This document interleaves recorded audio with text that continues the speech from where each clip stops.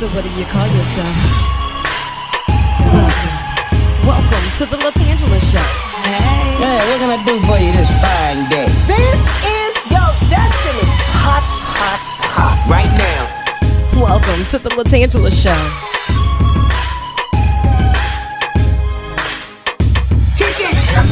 Come on in and enjoy yourself. Right now. We gon' party like no one else. Welcome to the LaTangela Show. Hey, and welcome to another edition of the LaTangela Show podcast. Today in the hot seat and on the tan line, we're going to chat with none other than the beautiful Bianca D Williams. How are you? I'm doing fine. How about yourself? Thank you so very much for having me on your show today. Anytime. You know, I want you to think of this as an extension of your office from one LA to the next. And as outside begins to reopen and you are traveling and you're spreading the word with your journey, I want you to consider making Louisiana one of those stops, because definitely you have a story that needs to be told. And I appreciate you for the level of transparency that you're willing to have with us today. Thank you so very much. I believe, that's what I'm here to do. And because my life was spared, I believe that it is my purpose to make sure that this doesn't happen to someone else. And I don't want to feel like any of the trauma that I experience, any of the physical pain, mental anguish, or anything of that nature was in vain. Right. And because my life was spared, it was almost as if God and I made a deal. I need for you to be the voice for the voiceless, for all the women that did not, make it through their deliveries, because it's happening far more than I think most of us actually realize. And it's not until you start digging, like you mentioned, into the statistics that you start to realize how significant the disparities are for Black women, especially, and other women of color. So, yeah, I'm appreciative, to be here, because several of us didn't get that opportunity. Right. And as you stated, it's in the statistics, but until it hits home, we don't really think to dig for those numbers. And here in Louisiana, when we start talking about things like healthcare and, of course, dealing with Black and brown women, especially during the delivery process, a lot is going on, and those numbers, they are alarming. You had an experience that was life-changing for you. Tell us a little bit about what brought you here to this leg of your journey. Sure. So in 2015, May 5th of 2015, I went into the hospital to deliver my second child. My first pregnancy was completely normal, healthy baby, life was great. It was an unbelievable experience. And I was assuming that that would be the case, for my second delivery. It was the same doctor. And when I showed up at the hospital, a variety of things took place. They checked me in, and they immediately placed an epidural into my spinal cord. And I was under the epidural all morning, afternoon, and evening. And the evening nurse had checked in, and she had noticed that the Pitocin valve, which is the drug that's used to induce labor, had been improperly turned on. I want to back up just 1 second simply to state that prior to this, I had had no complications, no issues with the pregnancy. Everything was completely normal. I was 40 weeks at that point. So I was full gestation in terms of giving birth. This was not going to be a premature pregnancy or a pregnancy, that would involve a significant host of complications. But nonetheless, when I was at the hospital, the nurse tells us, hey, the Pitocin valve wasn't properly turned on, and that is the reason why you weren't having proper contractions and you weren't dilating.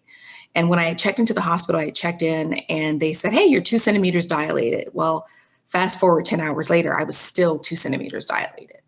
So the nurse got alarmed, and she said, hey, I'm going to go call your doctor and ask your doctor if we could do a C-section. She comes back, and prior to her coming back, my husband and I, thank goodness for Apple iPhones, we began taking pictures of everything that was happening in the room because it scared us. Mm-hmm. And by the time she came back, she said, hey, I think that, we should proceed with a vaginal delivery after speaking with your doctor. She instructed me to proceed with a vaginal birth. At that point, the doctor wasn't there, LaTangela, so I was instructed to wait don't push, wait. And we were waiting. Finally, she shows up. She grabs a stool, comes in between the middle of my legs and says, okay, get your legs up into position, meaning legs flexed out, bent at the knee, Western style birthing position. And I explained to her, well, actually, I can't because I'm completely numb from the waist down, having been under the epidural all day. I have no feeling or sensation in any of my lower extremities. So she then instructed the nurse to get my legs into position. She did. I pushed one time, and when I went to push the second time, the nurse had inadvertently looked away and let go of my leg, and my leg dropped. Oh, wow. Now, to a lot of people, I was one of them, that didn't really, or you may not necessarily know the impact of a woman's leg being dropped while a 7.5-pound baby is coming out of her body. And most people don't know, and I didn't know, the reason why a woman's legs are placed into that position is to avoid injury and harm to the mother and the child. You are in a situation where, the body is trained or prepared to stretch, but at the same token, our bodies are not prepared to have things ripping through our body. So essentially, my daughter ripped through my body, and it injured my spinal cord and several nerves in my pelvis, hip, stomach, and it was rather catastrophic. Wait. You're taking me fast. I need you to just a little bit for me, because this is a lot. You know what I mean? It's just like you go in, all is well, and then they come back and say, hey, this is turned on a little prematurely. Okay, we're going to switch gears, do it this way. Oh, no, we're not. Within all of that, once the smoke and the fog started to clear just a little, did you even have the time, you or your husband have the time to ask, well, what do you mean it was turned on too early? Did you get to ask those questions? Did anyone give you any answers, or why did they decide to? No, I think I felt like we were more in a state of fear, and we were trying to be prayerful, because the last thing that you're thinking is on the day that's supposed to be the best day of your life, giving birth to your child. The last thing you're hoping for is that something could go wrong and one of you not make it out alive. And anytime you're in a situation where you're in a hospital and you're under someone's care and they're controlling the situation, I think that it is a very scary thing to experience. No different than someone saying, hey, if you're going to have, I'm recommending you have open heart surgery. Now, please recognize, if we have this surgery, there's a risk that you may die.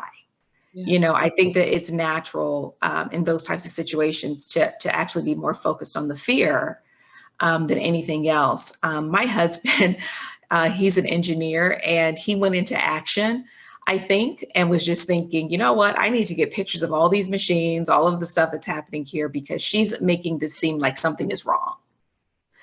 And there's something was wrong. And there's no way that people would just be able to raise their red flag to say, well, this pump shouldn't be on, this pump shouldn't be, or, exactly. It's just day-to-day routine. Yeah. So, we winded up being in a really, really, really difficult situation, because it was taking a significant amount of time to pass. Once my daughter was born, I did not physically hold her. I never saw her. Only my husband had that opportunity. And they whisked my daughter away so that she could be clean and given her her shots as a newborn. And I was still in the delivery room, and I'm noticing time going by on the clock. Wow, 30 minutes has passed, an hour has passed. And given the fact that this was my second child, I knew, okay, after the baby is born, they're going to deliver the placenta. And shortly thereafter, we should be wrapping up here soon.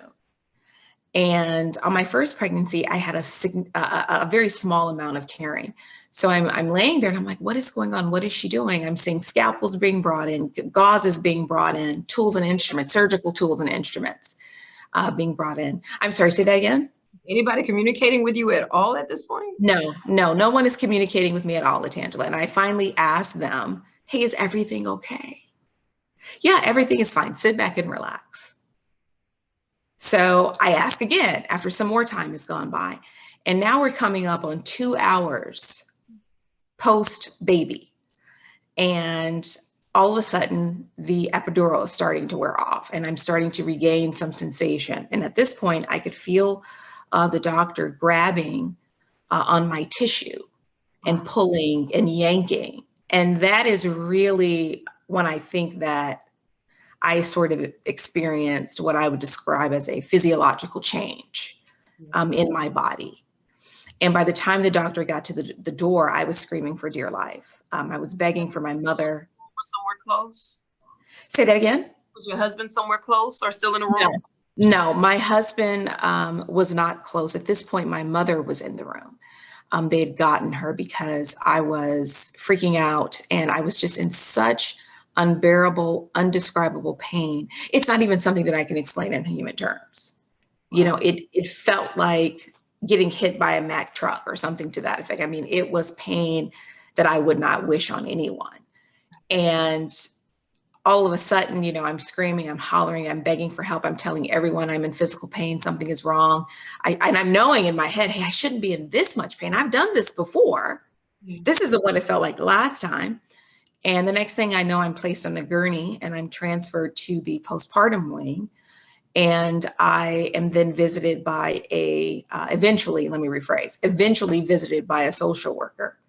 And when I saw her walking in, I didn't quite even understand what her role was. It didn't make sense to me because at this point, LaTangela, every complaint that I had made was about my physical condition.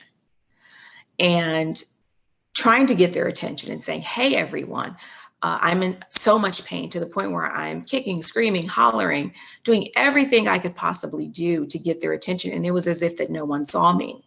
And that is what I felt. I felt like I was invisible. And that the response was, you know, either she's over exaggerating or whatever pain she's in, she's prepared to take it and she can bear it. And I had expressed to them. Like your vitals, were they okay? Were they, I mean, because in this type of pain, surely something has had to set up a red flag other than the kicking, screaming, hooping. Like that should be enough in itself, right? Yes. And I'm glad you raised that because it's been a factor, if you will, I think, when you look at a lot of the cases that you hear about Black maternal health, where women are dying during childbirth or where they're close to death or their baby dies. There are these situations where, you know, we're complaining about something and we're basically being ignored as if what we're experiencing is somehow a manifestation of our imagination. It's not real. And there have been several celebrities even that have come out. Serena Williams is one of them. Allison Felix is another one, saying, hey, if I wasn't famous, I may not have made it out of there. And Serena Williams has also said, hey, you know, if it wasn't for my husband showing up, you know, as a white man, I don't feel that I would have ever gotten the attention because I was telling them, hey, I think I have a blood clot. And, you know, it's the same perpetual behavior. And I believe a presumption for reasons we could probably spend much longer discussing versus our allotted time is it's almost like, you know, modern day slavery, if you will, for African-American women, you know, that we're essentially the guinea pigs of medicine and that we can tolerate more pain or endure more than everyone else. No, Bianca, it's weird that you would even mention that. A couple of months ago, I had an interview and they were talking about the importance of us showing up and being a part of these case studies. Now, the medicine does not potentially reflect us, women of color, because we're not the main focus of the study group. So the medicine then reflects that who shows up for that particular group.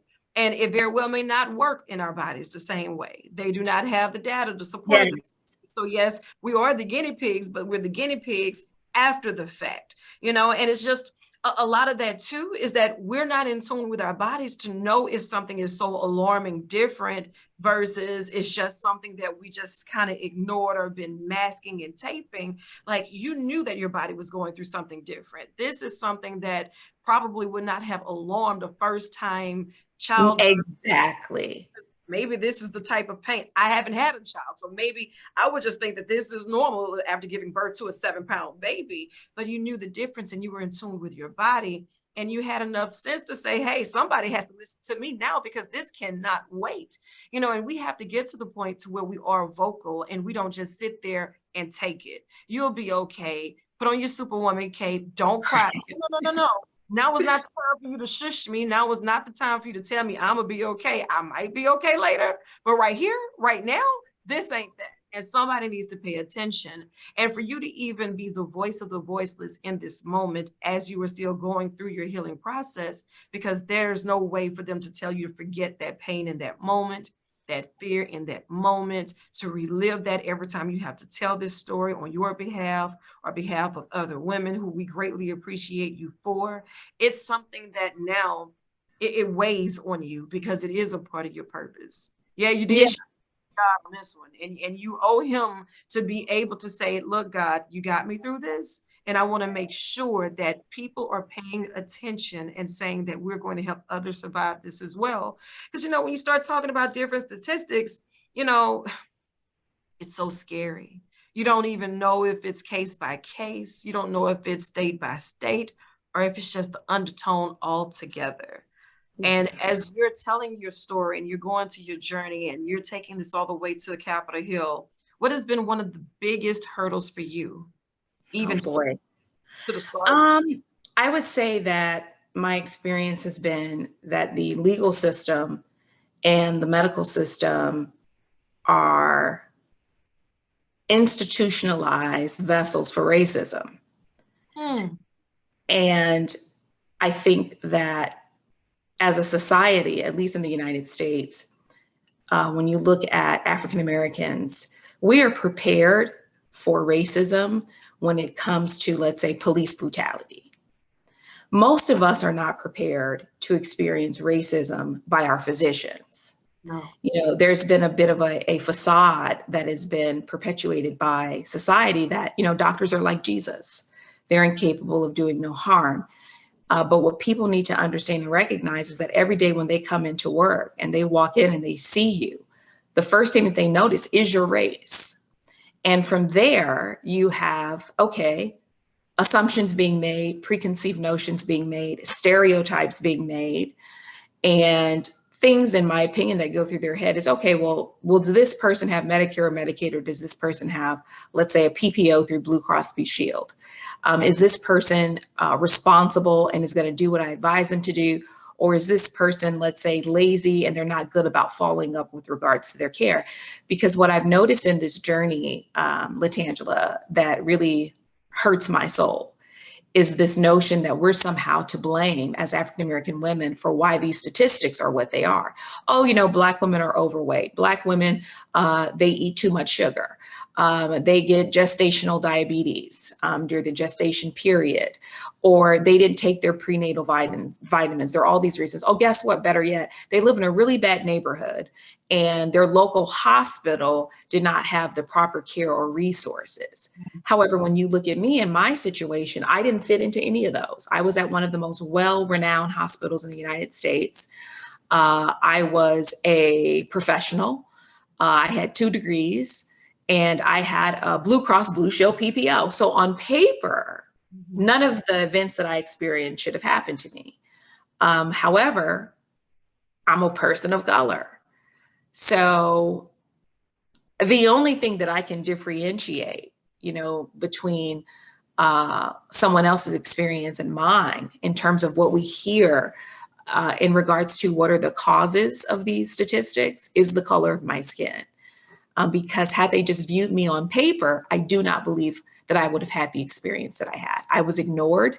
I wasn't taken seriously. And when I made complaints, instead of sending a medical physician to investigate my pain and to, let's say, do an MRI or take me into the operating room to assess what was going on, no, they sent a social worker who told me that she was there, to evaluate my mental state due to all of my complaints. And I'm looking at her like, no, ma'am, there's nothing wrong with my mental state. I have no history of a mental issue or a mental health problem. I don't know what you're talking about. I'm in physical pain. That's why I'm saying the stuff that I'm saying.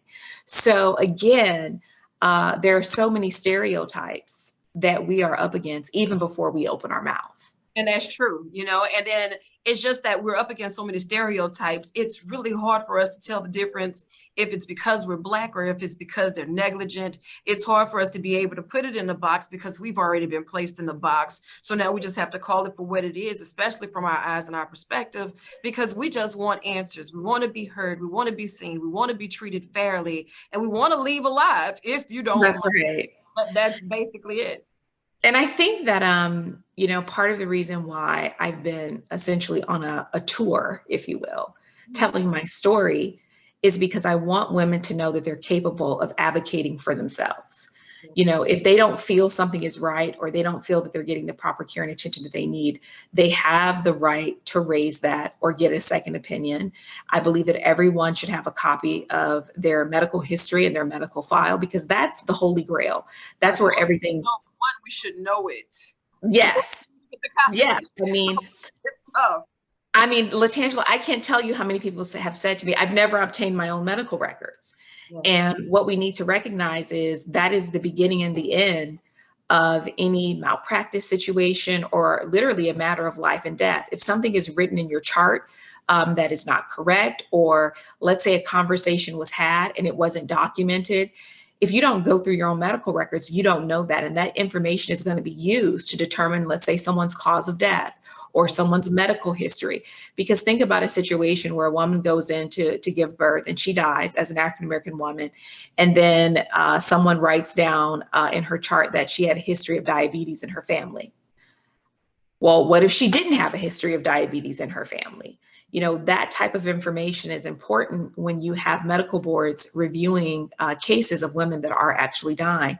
And in terms of the statistics, the Center for Disease Control has reported numerous times that Black women are 3 to 4 times more likely to die or be injured in childbirth than any other race. The state of California, where I live, is actually worse than the rest of the United States. We're 6 times more likely to die or be injured.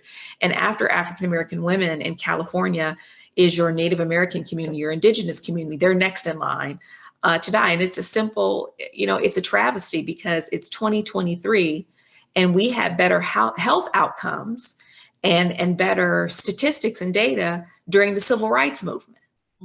So what has happened between then and now that our statistics, even with modern day technology, modern day science, advancing in these areas, we're actually regressing to numbers that you see in third world countries. That's wild, and it really does make you appreciate when you can get great health care, and those professionals that they are overworked and they're stressed. And yes, absolutely. And they may size you up from saying what insurance you're on, what health care have you followed. They do have all of these things roaming around in their head. And on top of that, they're still trying to make sure that they're giving us the best pathway. In 2020, I had a health scare like none other. During COVID, the pandemic, everybody wants to make sure that we're getting fine and we're eating right and we're staying out the way. So I'm working out, but my stomach is growing and I'm trying to figure it out. Not in a rush to go to the doctor. I'm not feeling ill, but I know my body. Being in tune with my body, I know something is off. Long story short, I end up going to the doctor. It is a 16.2 pound fibroid that they removed, size of 3 healthy triplets. And I had none of the symptoms other than the protrusion, none of the symptoms. If it had not been for great healthcare and those who said, you need to go downstairs right now so we could check this out. And this is what it is. And they walked me through the entire, if it had not been for that and knowing my body, no telling how things would have. And I think that you hit the nail on the head. I think it comes down to how well do you know your body? And I was on a wild goose chase, LaTangela, trying to figure out what was wrong with me. I didn't get a proper diagnosis until almost 3 years after my daughter was born. Now that happened because I stayed within the hospital network for 6 months. They wouldn't even order tests for me. I asked for tests, requested MRIs. They were all, no, we don't need to do that. And to your point, no one ever even drew any blood to look at the labs to make sure that my organs were okay. And I'm thinking to myself, hey, I just had a baby. Why aren't they checking me for a blood clot? Why aren't they checking me for a hematoma or something like that?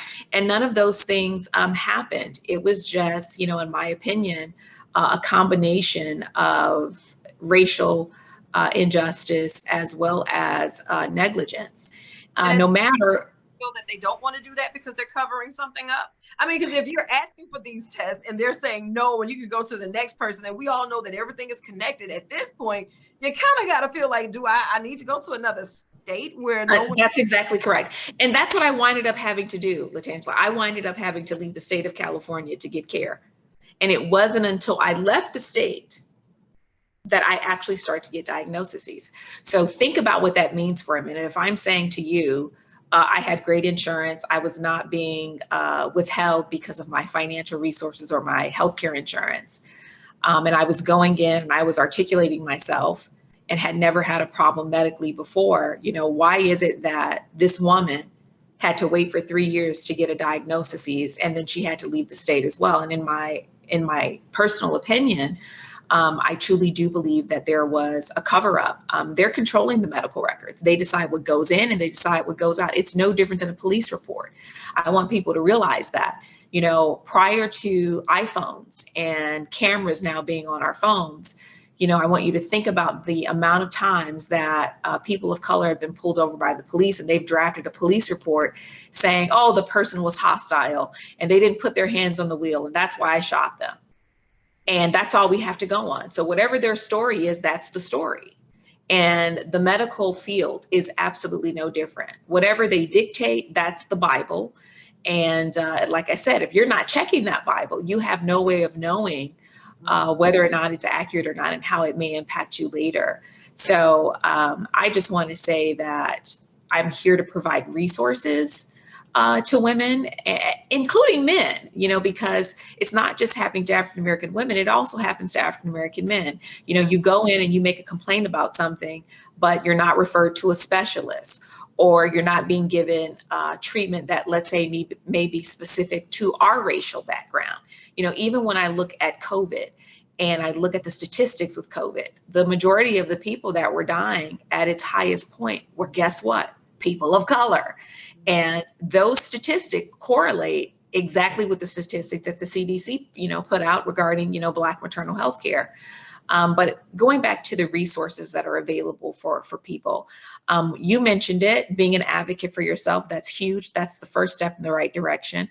I think the next step is finding nonprofit organizations, your congressional leaders in your local communities and your local aldermans to also help be an advocate for you when they go to Congress and when they're meeting with legislators to begin to change some of these situations, change some of the rules so that we can start to get the appropriate care as well as the resources that we need, regardless of your health insurance, regardless of how much money you make, regardless of all that. I shouldn't be treated any differently or any better than anybody else, regardless of education, class, money, race, what have you, but that's what's happening. And I did eventually start a nonprofit. It's called Fighting Our Injustices. We also have a website at blackmomsatrisk.com. And we also have a short documentary on my experience and on my advocacy work on YouTube. And that is called Bianca's Story, Black Moms at Risk. But it has taken so much effort and tenacity and self-advocacy, to even be sitting here with you today. I've gone, before members of Congress. I've met with people in the Biden administration. I'm now getting, invited to speak at, medical colleges, different associations, media requests, things of that nature. And even still, LaTangela, I haven't had justice served in regard to what has happened to me. When you look at someone like Breonna Taylor and everything that her family had to do and everything that the community, our community, had to do to get her justice, she went through one trial and lost. Her family went through one trial and lost. And it wasn't until they got a new administration and the DOJ got involved and the U.S. Attorney General got involved that decision was overturned and she got a new trial and they were allowed to really show the evidence. And that is, we have to remind ourselves that our entire country is founded on racism. And just because, you're not being pulled over by the police, it can happen anywhere, in a classroom, in your doctor's office. And we have to be mindful of that. And that is really my mission and purpose in light of what has happened to me. And I'm just here to advocate and advance for racial equality and civil justice for women of color, you included. And I appreciate you for your efforts, but beyond that, the level of transparency and the compassion. You can state that on paper, everything adds up for you and you can only be concerned about Bianca and Bianca's outcome and Bianca's story, but you're not, because it doesn't start there and it doesn't end there. And for so many women that look like us, that want to leave and live a healthy, happy, flourishing life like we do. We want to speak on their behalf because maybe life and circumstances did not work in a favor to where on paper, those answers don't give the response that they would like it to. But if we get off of the statistics and we get off of paper and we see people, and we know that these people have families and that their families love them, that they need the same amount of respect, the same amount of care, and the same amount of love. And I appreciate you so much for that. And even towards your husband, we know that you're telling men to advocate for not just themselves, but being present and knowing their woman, knowing their wife, knowing Yes. their mother and their children. It's important, and that's a family unit, and it's necessary. Protect them at all costs. Yeah, and you have all of these men right now that are walking around who've lost their wives, partners, and they're having to raise children, by themselves. What resources are available, for them.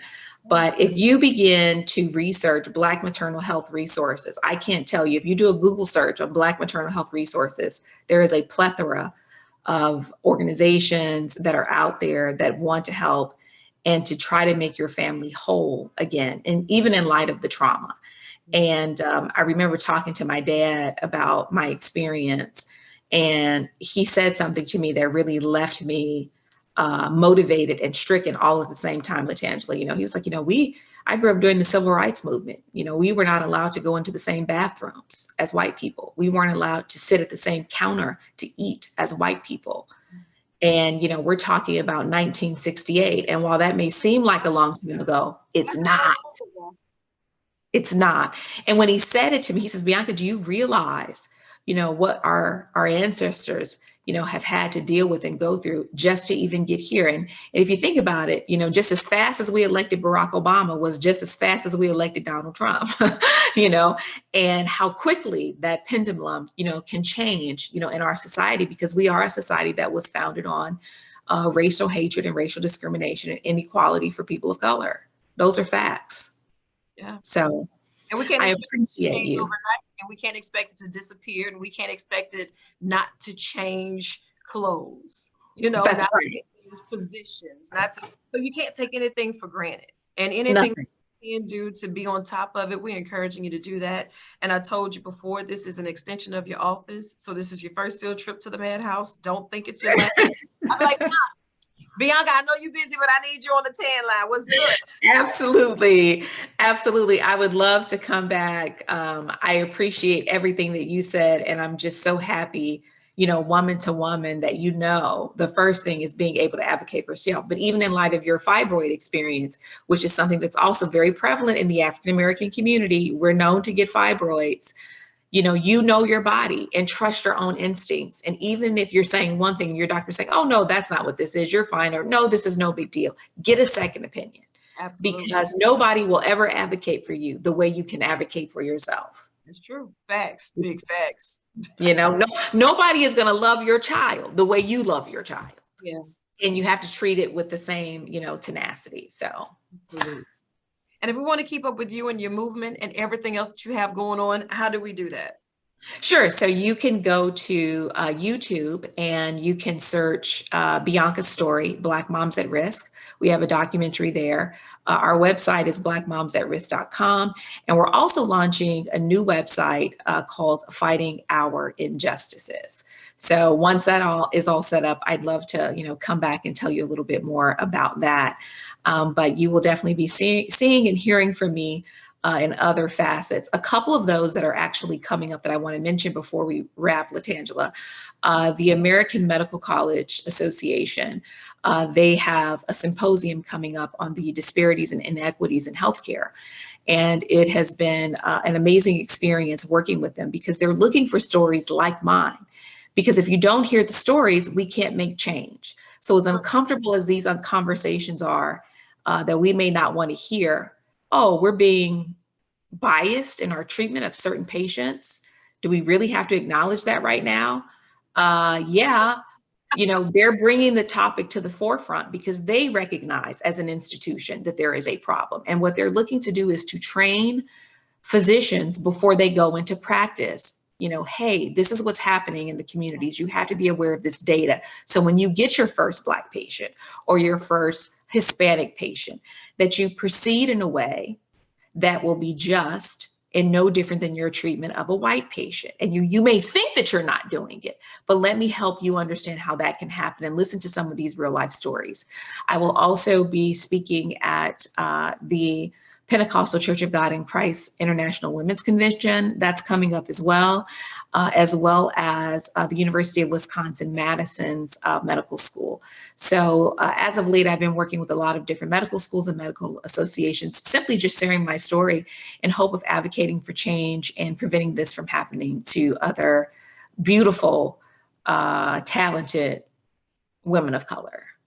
Absolutely. Girl, you have been busy. And I know you got more work to do. So I want you to chase the sun or let the sun chase you. Thank you. The way, Thank get after it. I love you, and there's absolutely nothing you can do about it. You be sure Oh, thank you. Thank you so much. I appreciate you having me, LaTangela. It's been an amazing experience.